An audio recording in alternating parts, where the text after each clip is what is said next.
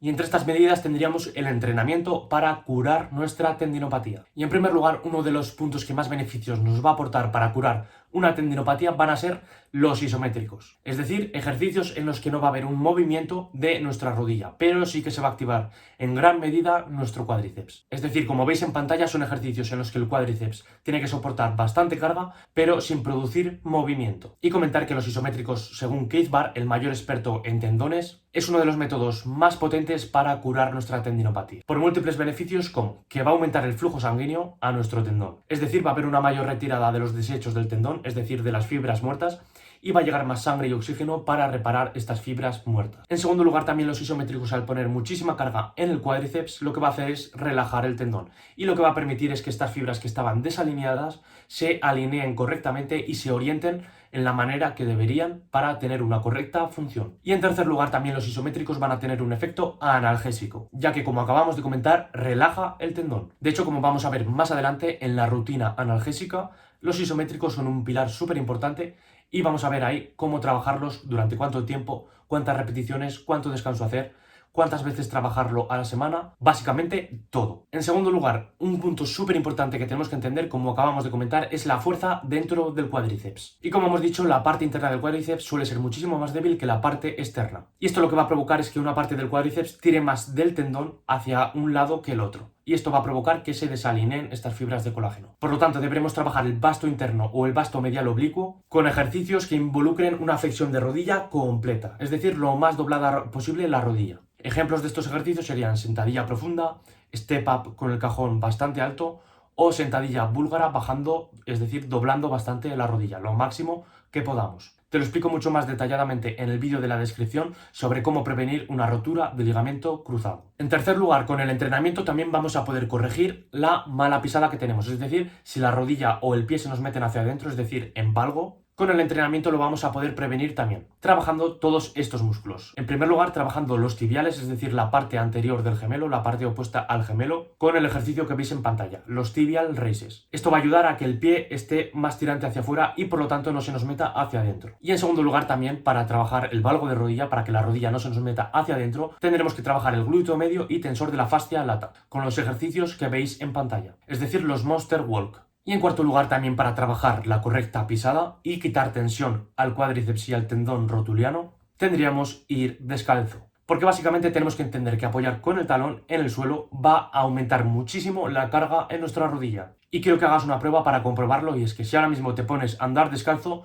no tendrías huevos, no se te ocurriría jamás apoyar directamente con el talón. ¿Por qué? Porque te dolería muchísimo el talón. Pues bien, tenemos que entender que durante millones de años hemos ido descalzos y por lo tanto siempre hemos apoyado con la parte anterior o medial del pie y jamás con el talón. Pues bien, la zapatilla lo que provoca es que al apoyar con el talón no nos duela y por lo tanto toda esa tensión que tendría que ir al talón acabe en la rodilla. Y esto es aumentar muchísimo la tensión en nuestro tendón rotuliano y por lo tanto que aumente sobremanera ya no solo el riesgo de tendinopatía, de tendinitis, sino que ya otras lesiones como ligamentos cruzados o menisco. Por lo tanto, ves descalzo, entrena descalzo, sobre todo los ejercicios de fuerza, pliometría baja intensidad, anda descalzo por casa. Me lo agradecerás en el futuro ya no solo por lesiones, sino también por rendimiento deportivo. Y es que en el pie tenemos muchísimos músculos que al ir todo el día con zapatillas están atrofiados. Y tras el reposo que te haya mandado tu fisio o tu médico, ves poco a poco introduciéndote a tu entrenamiento, a tu deporte, al trabajo de fuerza, y en caso de que aumente el dolor en tu tendón en más de un 2, 3 o incluso 4 sobre 10 en una escala de dolor, vuelve a bajar carga porque eso indica que estás sobrepasando la carga en tu tendón. Es decir, ves poco a poco, lo primero que hemos dicho es no agravar la tendinopatía. Bien, vamos ya con la nutrición, con todo lo que tienes que saber sobre tu nutrición para corregir y para curar tu tendinopatía. Y en primer lugar, lo más importante, hidratación. Si no estás correctamente hidratado, vas a perjudicar muchísimos procesos de recuperación como la síntesis de proteínas, mayor flujo sanguíneo a tu tendón, de todo. Por lo tanto, hidratación, y con hidratación no me refiero solo a agua. Consume también suficientes electrolitos como sal, potasio, etcétera, etcétera, etcétera. Es decir, consume suficiente agua, pero tampoco reduzcas alimentos o condimentos como la sal. En segundo lugar, consume suficiente energía. Tenemos que entender que durante cualquier lesión va a aumentar muchísimo en nuestro cuerpo las demandas de energía. Y por lo tanto, si no le damos suficiente energía para reparar, para recuperar. Vamos a dificultar, vamos a retrasar este proceso de recuperación. Y aparte de las calorías y de la energía, priorizar sobre todo alimentos con proteína. Básicamente porque el tendón es pura proteína, el colágeno son básicamente proteínas. Aparte, tenemos que entender que para que haya una correcta síntesis de colágeno en tu cuerpo se necesita, aparte de proteínas y suficiente energía y agua, se va a necesitar también vitamina C. Por lo tanto, durante tu día prioriza alimentos con vitamina C como la naranja, kiwi, os dejo aquí en pantalla los alimentos con más vitamina C. Pero además también se requiere magnesio. Por lo tanto, os dejo también aquí en pantalla alimentos con más magnesio para que los incluyas en tu día a día. Y sobre todo esto lo podríamos incluir después de los entrenamientos con mayor prioridad. Es decir, por ejemplo, después de un entrenamiento que hay mayor daño de proteínas y se requiere una recuperación, podríamos aportarle suficiente proteína, suficiente energía, combinando con vitamina C y con alimentos con magnesio. Y como siguiente punto, en cuanto a la proteína, tenemos que entender que el colágeno, el tendón, es una proteína un tanto especial. Por lo tanto, podríamos valorar la opción de dar directamente colágeno o gelatina, que sería básicamente colágeno hidrolizado. Por lo tanto, como veis en pantalla, dar conjuntamente colágeno con vitamina C y magnesio aumenta en mayor medida la recuperación de nuestro tendón. Para dar colágeno o gelatina tendríamos alimentos en suplemento, es decir, directamente comprar la gelatina o el colágeno hidrolizado, o podríamos dárselo también a nuestro cuerpo mediante alimentos naturales, como ciertas partes del animal que no solemos consumir tanto en nuestro día a día, como podría ser el hígado, ciertas vísceras, caldo de huesos, etc. Y como último punto, la rutina analgésica, cómo entrenar tus isométricos para curar tu tendinopatía y para prevenirla. Bien, en primer lugar, como hemos comentado, los isométricos van a ser imprescindibles para curar tu tendinopatía. Y esto aplica a cualquier articulación, no solo al tendón rotuliano. Pues bien, tenemos que entender que el entrenamiento de isométricos debe ser bastante corto. Es decir, la duración va a ser como máximo entre 6 y 10 minutos, ya que a partir de ahí la ciencia ha demostrado que no hay mayores beneficios e incluso pueden disminuir. Aunque hay muchos autores que indican que entre 3 y 5 minutos ya es más que suficiente. Y bien, ¿cómo vamos a llegar a estos 5-6 minutos de trabajo en la rodilla? Pues bien, lo vamos a realizar con series de entre 30 y 45 segundos, aunque algunos autores llegan a indicar que hasta 1 minuto de duración de cada serie de isométricos. Pero bueno, como norma general, entre 30 y 45 segundos por cada serie de isométricos es más que suficiente. Y por lo tanto, para llegar a esos 5-6 minutos, lo que vamos a hacer es empezar a contar el crono cuando empecemos la serie. Es decir, imaginaros que hacemos series de 30 segundos, pues contamos 30 segundos y paramos el crono. Y descansamos lo que necesitemos en esa serie. Empezamos a hacer la segunda serie y vuelve a activarse el cronómetro. Realizamos otros 30 segundos de isométricos y cuando acabemos esa serie paramos otra vez el cronómetro. Ya llevaremos 1 minuto. Pues bien, así deben de ser las series hasta que lleguemos al tiempo marcado. Es decir, si nos tocan 5 minutos, pues hacemos series de 30 segundos hasta llegar a los 5 minutos. Pero el tiempo de descanso no cuenta. Y como digo, es importante no pasarse de estos 6 minutos, ya que a partir de ahí la ciencia demuestra que no hay mayores beneficios. Por lo tanto, si quieres realizar todavía más isométricos, es mejor que realices una sesión por la mañana, separes 6 horas y hagas una sesión 2. Eso va a ser muchísimo más eficaz que realizar muchísimo más tiempo en una sesión. Por lo tanto, si estás muy jodido, realiza 2 sesiones mejor que una larga. Eso va a tener muchísimos más beneficios en cuanto a analgesia, es decir, disminución del dolor, en cuanto a reducción de la inflamación y en cuanto a reorientación de las fibras de colágeno. Y bien, ejercicios para trabajar estos isométricos en nuestra rodilla van a ser cualquier ejercicio que involucre la rodilla. Pero los 2 mejores son los que os voy a mostrar ahora mismo en pantalla.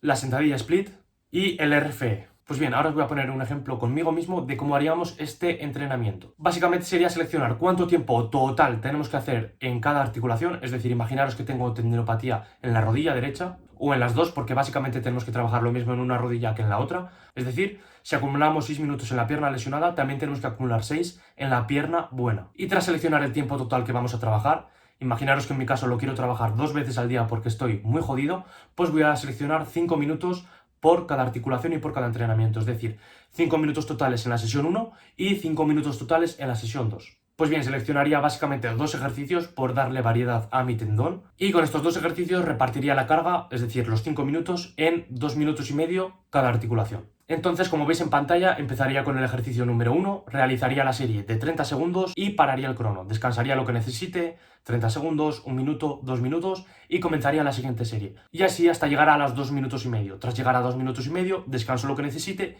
y comienzo el segundo ejercicio. Y vuelvo a repetir el mismo proceso, series de 30 hasta llegar a los 2 minutos y medio en ese ejercicio. Es decir, hacer un total de 5 minutos en la articulación lesionada. Y una duda que me hacéis muchísimo en cuanto a los isométricos es si podemos meter peso, porque si no aguanto muchísimo más de 30, muchísimo más de 45 segundos. Pues sí, lo ideal sería meter peso, sobre todo cuando estemos bastante acostumbrados, para aumentar las demandas en el cuádriceps y por lo tanto que el tendón se relaje en mayor medida. Y en este sentido, uno de los mayores errores que cometen los deportistas cuando hacen isométricos para tratar o para prevenir una tendinopatía es realizar los isométricos sin intensidad. Y es que los isométricos tenemos que entender que tienen que ser bastante intensos para que aumente muchísimo la tensión en mi músculo y por lo tanto se relaje en mayor medida el tendón. Después del entrenamiento ya relajaremos el cuádriceps para que no esté en tensión todo el rato, pero durante el entrenamiento cuanto más tensión en el músculo más se relaja mi tendón. Entonces tenemos que entender que los isométricos tienen que tener una intensidad de mínimo el 70%. Incluso lo ideal casi sería un 80-90% de la intensidad máxima. Es decir, si aguanto un minuto en ese ejercicio, en esa posición, mínimo debería aguantar 45 segundos. Por lo tanto, si los isométricos tienen que ser muy intensos y no podemos pasar por cada serie del minuto total, porque a partir del minuto se empiezan a reducir los beneficios, aumentar el peso será una gran medida, una gran opción para seguir manteniendo la intensidad en estos ejercicios y por lo tanto que se acabe curando nuestro tendón. Así que en resumen de la rutina analgésica, no debemos realizar un calentamiento previo de los isométricos, tenemos que acumular más o menos entre 5 o 6 minutos totales, series de entre 30 segundos y 60 segundos, separar las sesiones de isométricos en al menos 6 horas y seleccionar 2 ejercicios al menos para repartir un poco la carga en la sesión, para que sea un poco más variable. Y es muy importante que los isométricos se hagan sin calentamiento previo. Es decir, la sesión de isométricos se puede incluir como calentamiento antes de un entrenamiento, ya que esto va a reducir el dolor en nuestro tendón y por lo tanto que duremos más. Pero antes de los isométricos, importante que no haya calentamiento previo.